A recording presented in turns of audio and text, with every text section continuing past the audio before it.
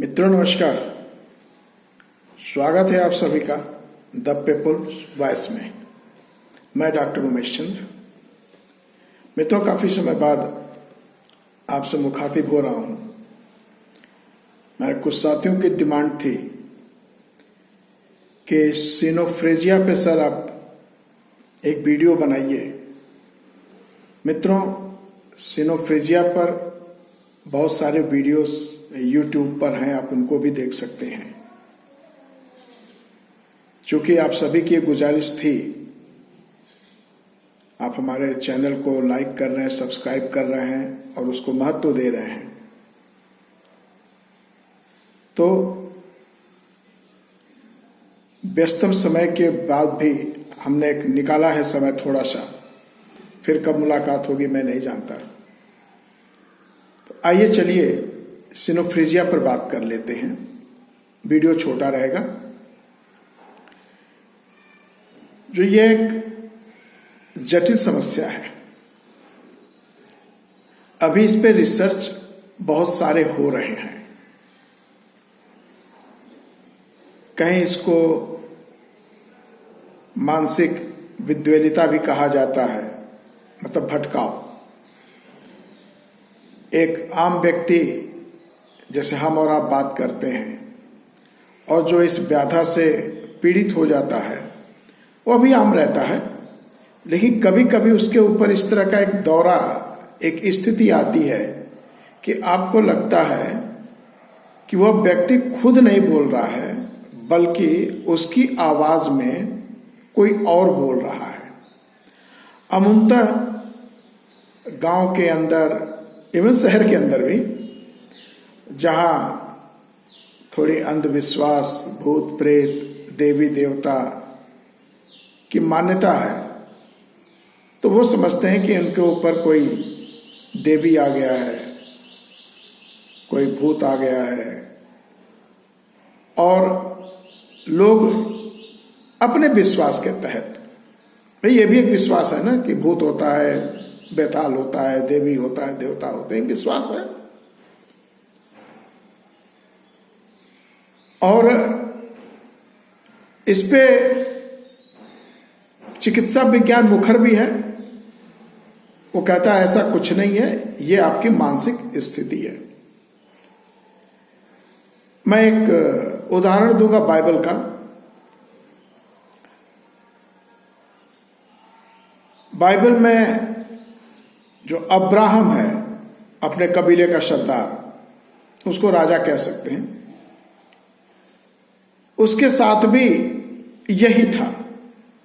आज हम कह सकते हैं यही था, लेकिन उस समय ऐसा नहीं कहा जा सकता कि वो सिजोफ्रेनिया से या ड्यूअल पर्सनालिटी से या मानसिक विचलन से ग्रसित है। उसके ऊपर यहोवा आता है। यहोवा यानी एक ऐसी शक्ति जिसके आगे अब्राहम नतमस्तक होता है, और वह यहोवा जो कुछ भी उसको कहता है उसका वो अक्षरशः पालन करता है। अगर आप बाइबल पढ़ेंगे तो पूरे बाइबल में यहोवा का प्रभाव अब्राहम पर है।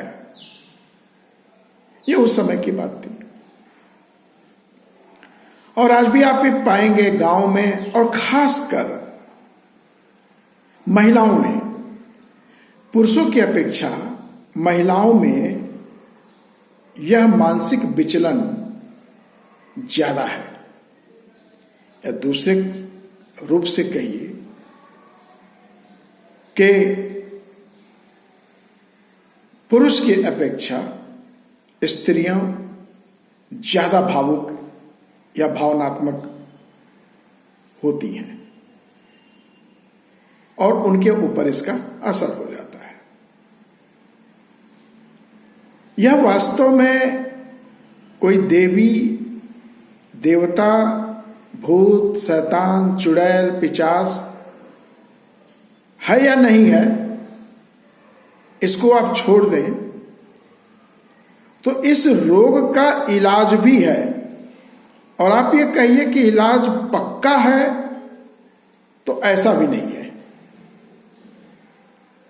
ये नियंत्रण में रखता है। इसकी दवाएं हैं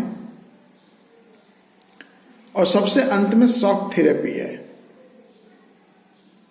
इलेक्ट्रिक शॉक जो कहा जाता है। उससे भी जो चिकित्सक हैं चिकित्सा करते हैं, अमूमतन लोग ठीक हो जाते हैं, यानी कंट्रोल में आ जाते हैं। तो कहा जाता है कि हाँ भाई ये ठीक हो गया, लेकिन अब पुनः उभर सकता है। इसका कारण क्या है? अगर हम एजुकेशन के प्रति लें, क्योंकि कहा गया है शिक्षा ही सभी दोषों के निवारण करने का साधन है, सशक्त साधन है। अगर परिवार अल्प शिक्षित है, उसका पर्यावरण वह सही नहीं है। पर्यावरण से मतलब उसके आसपास का एटमॉस्फेयर, उसके लोग, मित्र लोग, उसके गांव के लोग, उसके परिवार के लोग, ये सभी वातावरण में आ जाता है। वो कैसा बोलते हैं, कैसा सोचते हैं, उसका भी असर इस पेशेंट पे पड़ता है। हम कर क्या सकते हैं? पहली बात कि बिना देर किए इसे मनोचिकित्सक को दिखाया जाए। उसमें कई तरह के ट्रीटमेंट होते हैं। काउंसलिंग सबसे इफेक्टिव ट्रीटमेंट है। काउंसलिंग जो हम और आप बात करते हैं, सकारात्मक बात, उसकी जड़ में जाना और मरीज को बिना ठेस पहुंचाए, उसकी भावना को ठेस पहुंचाए बिना उसकी काउंसलिंग करना, उससे बातचीत करना, उस बातचीत के द्वारा उसकी समस्या को समझना।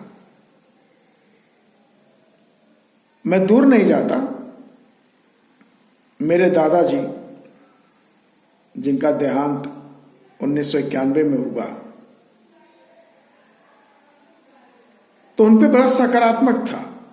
जो घर में अपने इष्ट होते हैं, उनकी पूजा होती है, तो आह्वान किया जाता है। तो हाथ में लौंग ले लेते थे, बैठ जाते थे देवपुर के पास, फिर वो झूमने लगते थे हल्का हल्का। तो दादी हमारी पूछती हैं कौन है, तो बोलते मैं डी हूं, तो मैं रथई हूं, तो मैं शीतला हूं। तो जयकारा होता था, उनसे कुशल क्षेम लिया जाता था कि परिवार की कुशलता रखें, और उनको भोग के रूप में खीर, जैसी मान्यता होती है, ट्राइब्स में जीव भी दिए जाते हैं, तो जीव देना यानी बकरे काटना, बलि देना, वो सब होता था। जैसे जैसे शिक्षा का प्रसार हुआ, अब दादा के बाद हमारी बुआ पे आती थी, उनकी ये स्थिति हो गई थी, लेकिन वो किसी में नहीं आया, हमारे परिवार में किसी को नहीं आया, क्योंकि हमारा स्ट्रांग बिलीफ था कि ऐसा कुछ नहीं है, मानसिक विचलन है, और हम जिसके प्रति ज्यादा आश्वस्त रहते हैं, भक्ति रखते हैं, तो आशा करते हैं कि वो मेरे साथ है। तो जब आप इस आशा में हैं कि कोई मेरे साथ है, तो निश्चित रूप से आपका अवचेतन मन आपके चेतन मन पे जब नियंत्रण कर लेगा, तो अवचेतना में जो चीजें दबी हुई हैं वह आपके जुबान से, हाव भाव से निकलना शुरू हो जाता है। तो यह सारा खेल इन दो मनों का है, चेतन और अवचेतन। वैसे भी मस्तिष्क में दो मस्तिष्क कही जाती है, वही एक चेतन है, एक अवचेतन है। कंप्यूटर में क्या है? एक रीड ओनली मेमोरी है,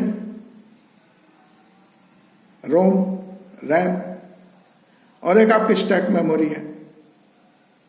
तो आप जब कमांड देते हैं तो स्टैक मेमोरी से चीजें निकाली जाती हैं, और जो टेम्पररी मेमोरी है वहां पे उसको स्टोर किया जाता है और अपना सारा काम आप करते हैं।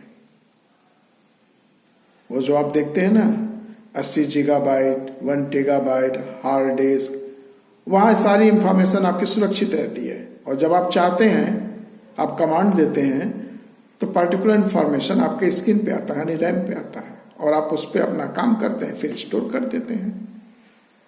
तो अवचेतन है। अब आप सोचिए कि जो आपने स्टोर किया हुआ है वहां वायरस आ जाता है और वो सारे डाटा आपके कंप्यूटर पे चलने लगते हैं, तो आपकी समझ में नहीं आ रहा कंप्यूटर पे क्या आ गया, आप समझ रहे फॉल्ट हो गया। इसी तरह यहां भी है। और जब अवचेतन मन आपके चेतन मन पे कार्य कर लेगा, कंट्रोल कर लेगा, नियंत्रण पा लेगा, तो अवचेतना की चीजें आपके समक्ष आने लगती हैं। आपके हाव भाव, बातचीत, व्यवहार में वो चीज आने लगती है, तो लोग समझते हैं गांव में प्रेत बाधा हो गई। निश्चित रूप से अगर आप डॉक्टर के पास जाएंगे तो वो बोलेगा कि मानसिक बीमारी है।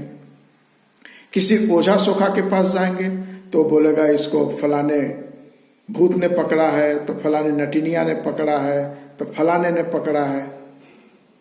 ज्योतिषी के पास जाएंगे तो वो ग्रहों का प्रभाव बताएगा। कहने का मतलब जितने तरह का आप उपाय खोजेंगे, हर जगह कुछ न कुछ उनके हिसाब से दिखने लगेगा।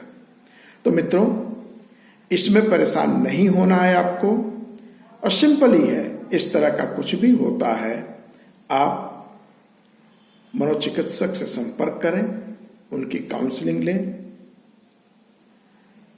और वो अपनी काउंसलिंग के अनुसार आपका ट्रीटमेंट करेंगे। आप धैर्यपूर्वक ट्रीटमेंट लें, ठीक हो जाता है। जब मैं अपना घर आश्रम में 90 दिन के लिए था, अपने MSW ट्रेनिंग के दौरान,